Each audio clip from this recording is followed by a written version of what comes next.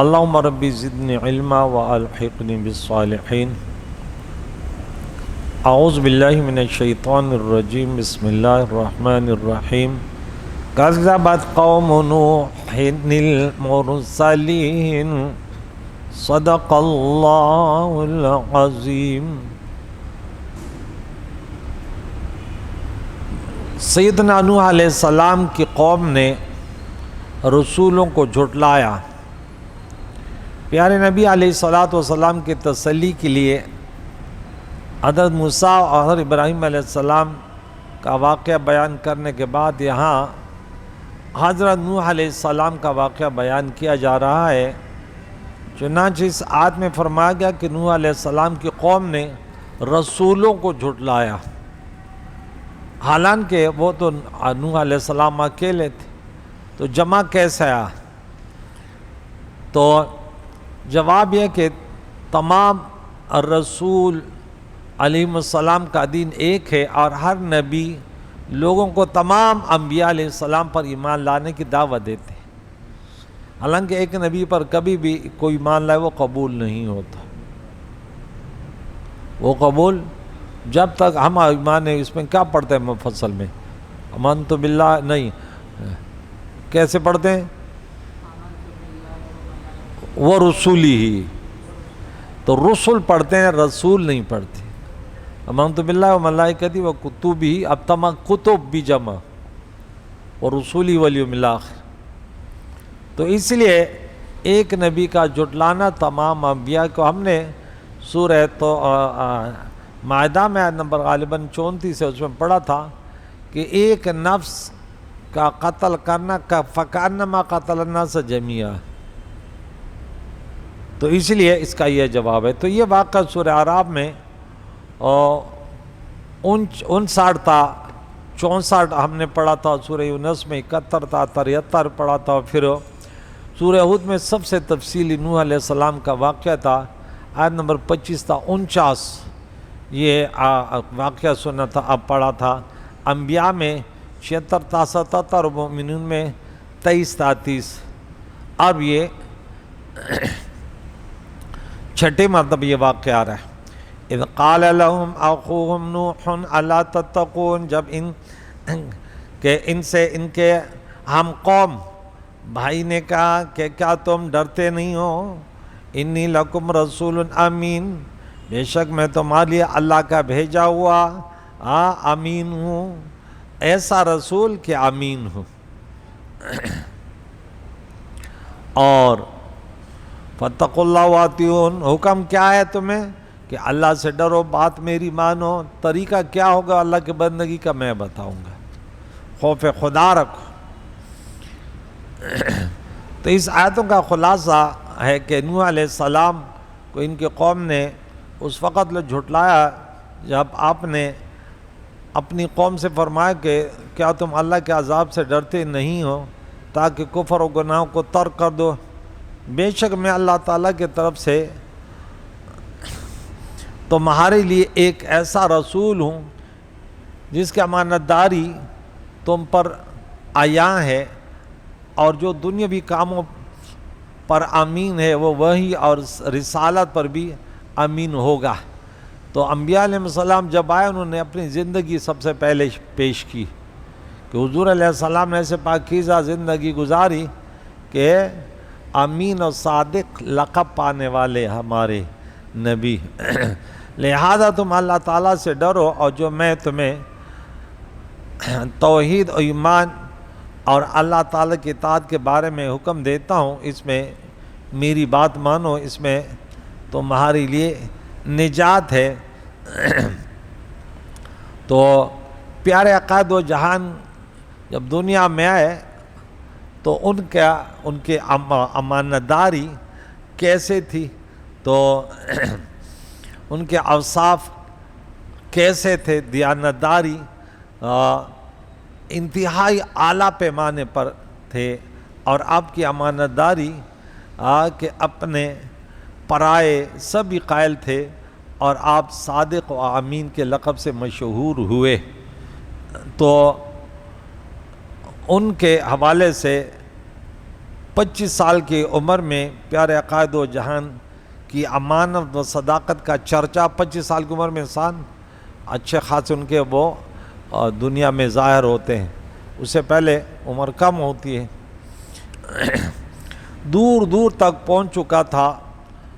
آپ کے اسی وصف مبارکہ کی وجہ سے خدیجۃ الکبریٰ نے اپنی تجارتی سامان لے جانے کے لیے آپ کا انتخاب کیا اور آپ کے بارگاہ میں یہ عرض پیش کی کہ آپ میرا تجارت کا مال لے کر ملک شام جائیں، جو معاوضہ میں دوسروں کو دیتی ہوں تو آپ کی امانت داری کے بنا پر میں آپ کو اس کا دگنا دوں گی۔ دوسرے واقعہ اس طرح ہے کہ حضور علیہ السلام کی امانت و دیانت کی بدولت اللہ تعالیٰ نے پیارے آقا دو جہان کو مخلوق میں انتہائی مقبول بنا دیا اور عقل سلیم اور بے مثل دانائی کا عظیم جوہر عطا فرما دیا۔ چنانچہ جب تعمیر کعبہ کے وقت حجر اسود کو نصب کرنے یعنی بیت اللہ میں لگانے کے معاملے میں عرب کے بڑے بڑے سرداروں کے درمیان جھگڑا ہو گیا اور قتل و غارت گری تک نوبت پہنچ گئی، تو پیارے آقا دو جہان نے ان کے جھگڑے کا ایسا لاجواب فیصلہ فرما دیا کہ بڑے بڑے دانشوروں اور سرداروں نے اس فیصلے کی عظمت کے آگے سر جھکا دیا اور سبھی کفار پکار اٹھے کہ واللہ یہ امین ہیں اور ہم ان کے فیصلے پر راضی ہیں۔ تیسری بات، کفار مکہ اگرچہ پیارے آقا دو جہان علیہ السلام کے بدترین دشمن تھے، مگر اس کے باوجود بھی پیارے آقا دو جہان کی امانت و دیانت پر کفار کو اس قدر اعتماد تھا کہ وہ اپنے قیمتی مال و سامان کو حضور علیہ السلام کے پاس امانت کے طور پہ رکھتے تھے، اور حضور علیہ السلام کی امانت داری کی یہ شان تھی کہ آپ نے اس وقت بھی ان کفار کی امانتیں واپس پہنچانے کا انتظام فرمایا جب وہ جان کے دشمن بن کر آپ علیہ السلام کا محاصرہ اور آپ کو قتل کرنے کا انہوں نے ایک بڑی میٹنگ کی اور دارالندوہ میں یہ فیصلہ کر لیا۔ تو یہ ہمارے نبی، ہر نبی کی بڑی شان، لیکن ہمارے نبی کی شان ہے۔ نوح علیہ السلام نے تبلیغ شروع کی، وَمَا صَلُكُمْ عَلَيْهِ مِنْ أَجْرٍ۔ اگر تم سمجھتے ہو کوئی کاروبار سیاسی لیڈر آتا ہے تو اس کے دل میں یہ بھی ہوتا ہے کہ میں بہت ساری دنیا کماؤں گا، کیونکہ سیاسی لیڈر بہت تیزی سے آگے بڑھتے ہیں دنیا کے اعتبار سے۔ اور دیندار لوگوں کا پہچان یہ، ہم نے بڑے بڑے ولیوں کو دیکھا 50 سال لگاتار انہوں نے لوگوں کی خدمت کی، لیکن چھوٹے سے گھر میں رہتے تھے، 50 سال بعد بھی اسی میں رہتے، اس طرف کبھی نہیں دیکھا۔ حالانکہ کی طرف دنیا ایسے آ رہی ہوتی بلکہ سیلاب کی طرف لوگ قربان کرتے ہیں۔ پھر علماء میں ہم نے ایسے بزرگ اولیاء دیکھے، اللہ اکبر، انسان انگشت بدندار رہ جاتا ہے۔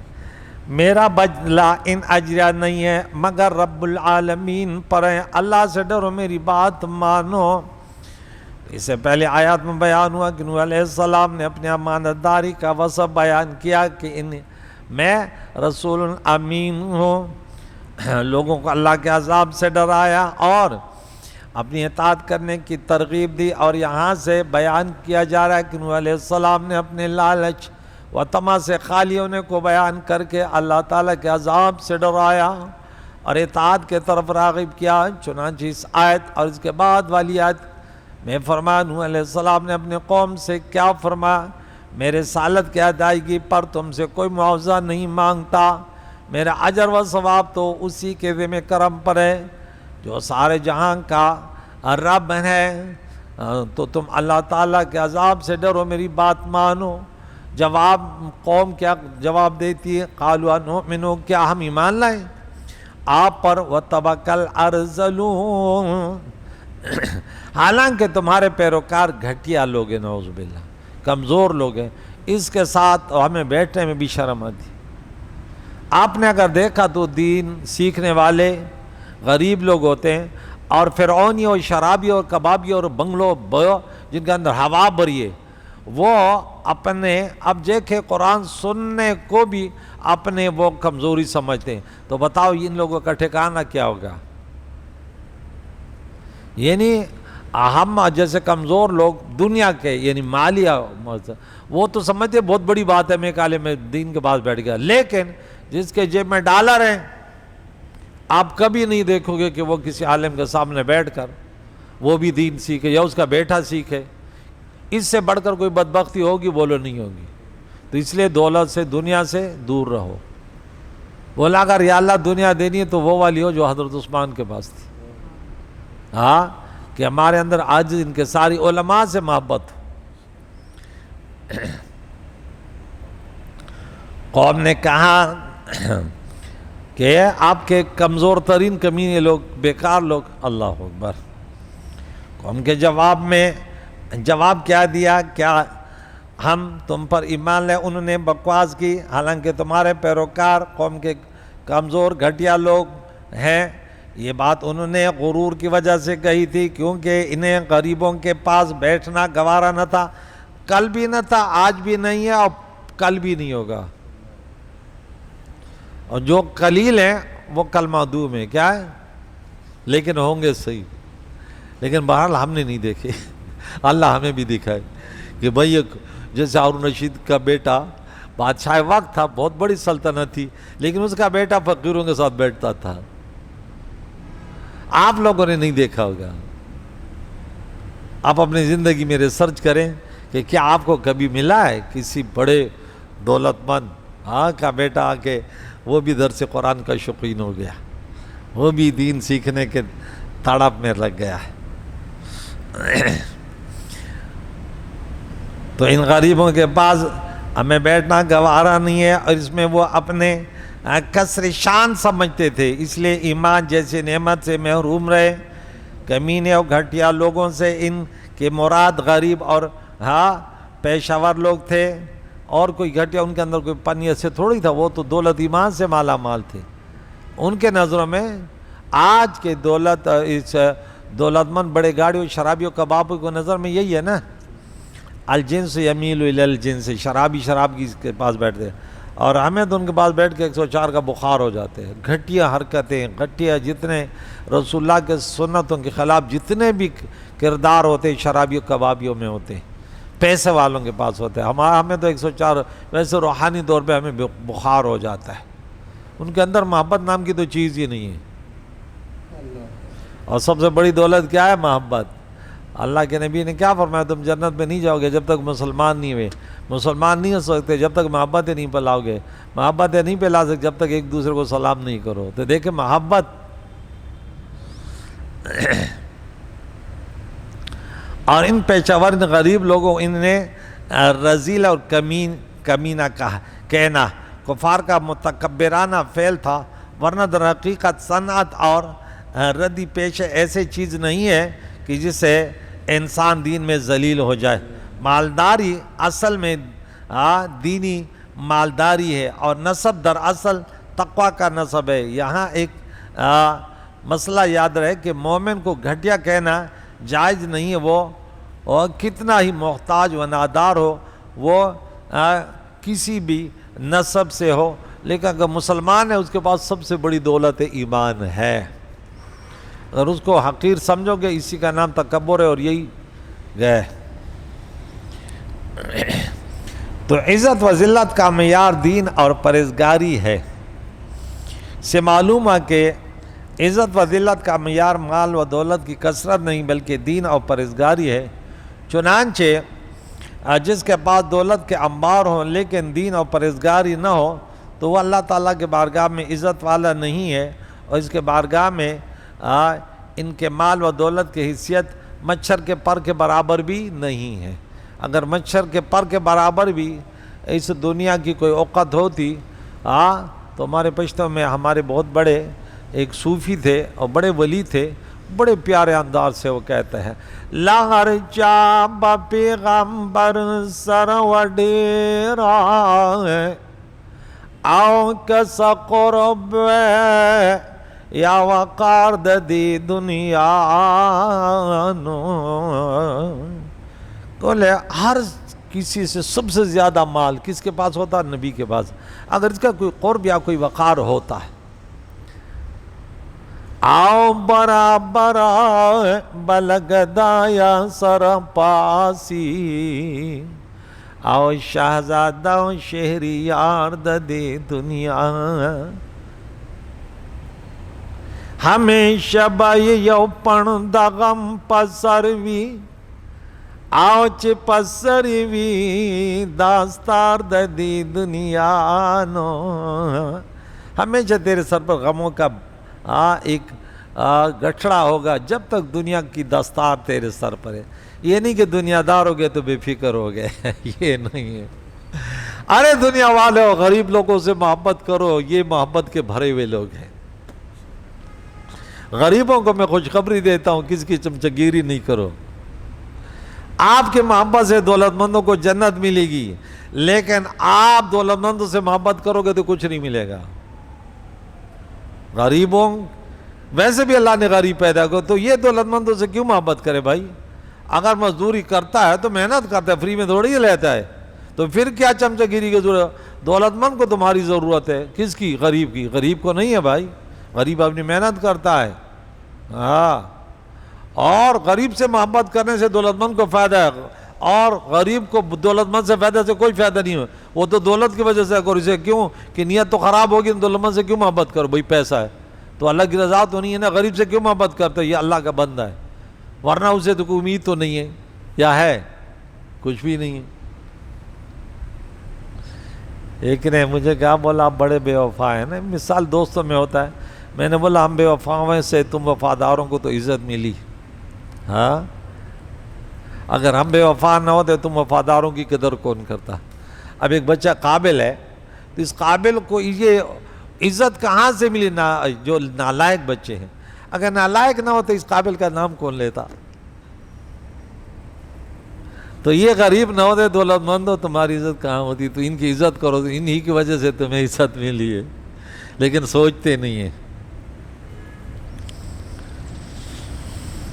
اگرچہ دنیاوی طور پر وہ کتنا ہی عزت دار شمار کیا جاتا دولت مند, لیکن ہر قلندر تا سکندر دمچ وزر کاری گی آؤ نادانت دلے ونو پا خندہ سپوئیں گے.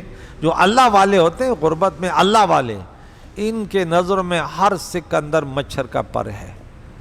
لیکن جنہوں نے اپنے رب سے محبت کی, اپنے نبی کے ہر سنت کو زندہ کیا, اتنا سکون ان کو اللہ دیتا ہے. دنیا تو فساد ہی فساد ہے.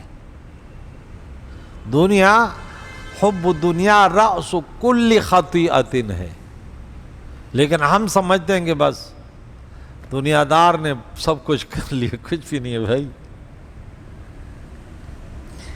اسی طرح جو شخص غریب اور نادار ہے لیکن دین اور پرہیزگاری کی دولت سے مالا مال ہے, وہ اللہ تعالیٰ کے بارگاہ میں عزت والا ہے, اگرچہ دنیاوی طور پر اسے کوئی عزت داروں میں شمار نہ کرتا ہو اور لوگ اسے کمتر, حقیر اور ذلیل سمجھتے ہوں. اللہ تعالیٰ ارشاد فرماتا ہے, یا ایھا الناس, سورہ حجرات سورہ 49 آیت نمبر 13, انا خلقناکم من ذکر و انثی بالواسطہ, تم آدم علیہ السلام بی بی حوا سے پیدا کیے گئے ہو. اللہ کریم فرماتے وجعلناکم شعوبا وقبائل لتعارفوا, اور تمہیں قومیں اور قبیلے بنائے تاکہ تم آپس میں پہچان رکھو. ان اکرمکم عند اللہ اتقاکم, کسی ایک کو خاندان کی وجہ سے دوسروں پر فضیلت نہیں ہے. قرآن سنا رہا ہوں. اگر فضیلت ہے تو وہ اللہ کی بندگی, رسول اللہ کی غلامی میں. بلال حبشی کو اتنا مقام کیوں ملا بتاؤ؟ رسول اللہ کی محبت سے. سلمان فارسی کو یہ مقام کیوں ملا بھائی؟ حضور کی محبت سے. اللہ اپنے نبی کی سچی محبت نصیب فرمائے. ان اللہ علیم خبیر. جابر رضی اللہ عنہ سے روایت ہے, پیارے آقا دو جان نے ارشاد فرمایا, اے لوگو تمہارا رب اللہ کریم ایک ہے اور تمہارے والد ایک ہیں. سن لو, کسی عربی کو عجمی پر, کسی عجمی کو عربی پر, کسی گورے کو کالے پر, کسی کالے کو گورے پر کوئی فضیلت حاصل نہیں ہے. ورنہ امریکہ والے ہم سے زیادہ فضیلت والے ہوتے، گورے گورے، نیلی نیلی آنکھیں، لال لال بال. ہاں قیامت کے دن برا ہوگا حال. اللہ کریم فرماتا ہے قیامت کے دن میں ان کو ایسے اٹھاؤں گا کہ ان کی آنکھیں بھی نیلی ہوں گی. آج کل کا ینگ لڑکا کہتے ہیں امی لڑکی ایسے ہو کہ جس کے بال بھی لال لال ہو اور آنکھیں بھی نیلی ہو، صاحب کہتے کہ جہنمی ہو. تجھے بھی ذلیل کرے. ہاں ارے نبی کا فرمان سنو، دیندار کے تلاش میں رہو. سب سے بڑی نعمت عورت ہے دنیا میں، دنیا کی نعمتوں میں سے، لیکن وہ نیک عورت، نمازی تو ہو، وفادار تو ہو.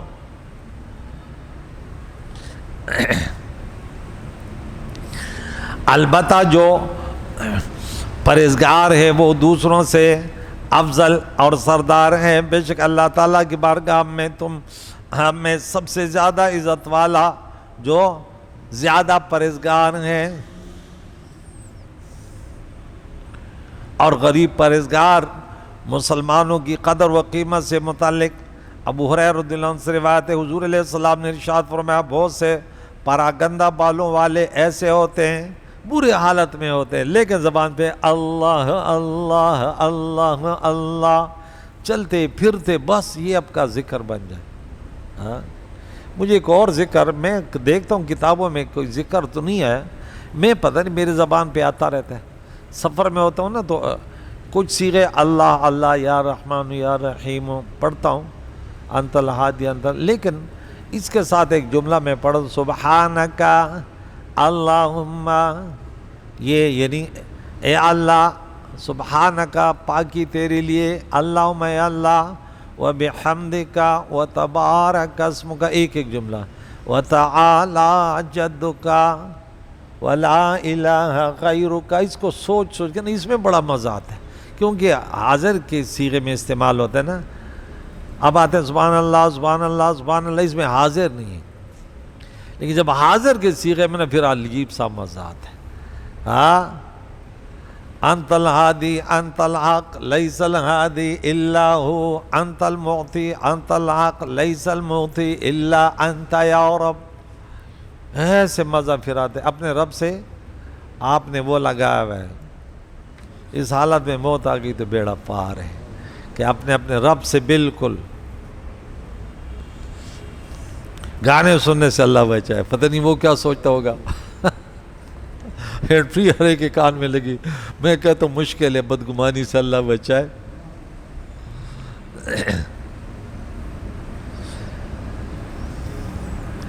تو فرمایا کہ پراگندہ بالوں اور ایسے ہوتے ہیں جنہیں حقیر سمجھ کر لوگ دروازوں سے دھکے دیتے ہیں، تو ہمارے دروازے میں کیا کریں. لیکن حالانکہ بہت زیادہ لوگ اس چیز کو ناگوار گزرتے ہیں. پیسے والے کو پتہ نہیں بڑا پیار ہے.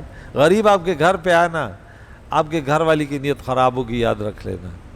وہ آپ کے فیملی میں کوئی غریب آیا نا، بولے اللہ کل یہ پھر نہ آ جائیے اگر، اور پھر اگر آپ نے اس کو 10 روپے دیے، اوئی ہوئی ہوئی پھر تو انیس تیری بیگم بولی گئے دیکھ صحیح یہ پتہ نہیں کہاں سے نکمے آ جاتے. ہم خود پروردگار ہے، تو اس کے بچے کو 100 روپے دیے، کل یہ پھر آ جائیں گے یا چائے پی لیتے.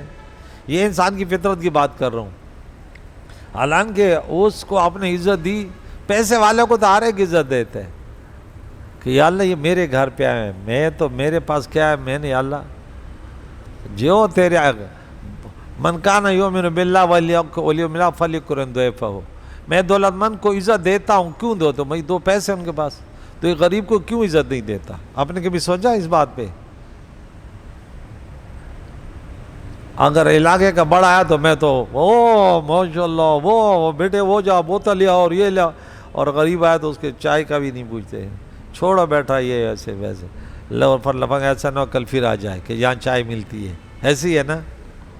اللہ معاف کر دے ہمیں، بولو آمین. تو لوگ ان کو دروازوں سے دھکے دیتے ہیں، لیکن اللہ تعالیٰ کی بارگاہ میں ان کا یہ مقام ہوتا ہے کہ اگر وہ کسی کام کے لیے قسم اٹھا لے تو اللہ تعالیٰ اس کی قسم کو ضرور پورا کر دیتا ہے. کس کی حدیث ہے؟ مسلم شریف کتاب الصلہ، کتاب البر والصلہ والآداب. اللہ اکبر. افسوس ہمارے معاشرے میں بھی عزت کے قابل اسے ہی سمجھا جاتا ہے جس کے پاس دولت کی کثرت ہو، گاڑیاں، بنگلے، عہدے اور منصب ہوں، اگرچہ اس کے پاس یہ سب چیزیں سود، جوئے، رشوت اور دیگر حرام ذرائع سے حاصل کی ہوئی ہوں، آمدنی سے آئی ہوں غلط طریقے سے، اور جو شخص محنت مزدوری کر کے اور طرح طرح کی مشقتیں برداشت کر کے گزارا کے لائق حلال روزی کماتا ہو، اسے لوگ کمتر اور رخیص سمجھتے ہیں۔ اللہ تعالی ہم سب کو اس بات پر سوچنے کی توفیق عطا فرمائے۔ اس واقعے کو پھر آگے بڑھائیں گے۔ آج شارٹ کٹ یہ چند باتیں ہم نے کی ہیں، لیکن کمزور لوگوں کے متعلق باتیں ہوئی ہیں۔ اللہ تعالی ہمیں ہر ایک کو اپنے گریبان میں جھانکنے کی توفیق عطا فرما کہ ہم اللہ کے لیے اپنے نبی کے محبت میں، کوئی بھی آتا ہے رسول اللہ کا امتی ہوتا ہے، یہ بڑی نسبت ہے، اور اللہ کا بندہ ہوتا ہے۔ لیلا کے کوچے کے مجنون نے ان کے کتے کو بھی عزت دی تھی، وجہ یہی تھی کہ اس نے بولا اس کو نسبت میری لیلا سے ہے۔ تو جو شخص بھی آپ کو سامنے آتا ہے، دو باتیں لازمی ہوگی، میرے رب کا بندہ ہے اور میرے نبی کا امتی ہے۔ تو اللہ تعالی ہمیں یقیناً بڑی خوش نصیبی ہے کہ اللہ کے رضا، نبی کی محبت میں اگر ہم نے ان سے محبت کی تو اللہ کی رضا مل جائے گی۔ اللہ تعالی ہمیں اپنے اعمال پر، کہ ہم جو بھی عمل کریں، زبان سے جو بات نکالے، پہلے اس پر سوچنے کی توفیق عطا فرما کہ ہمارا اس سے مقصد کیا ہے۔ یا رب تو بڑا رحیم اور کریم ہے۔ وصلی اللہ علیہ وسلم صحابہ اجمعین برحمتہ۔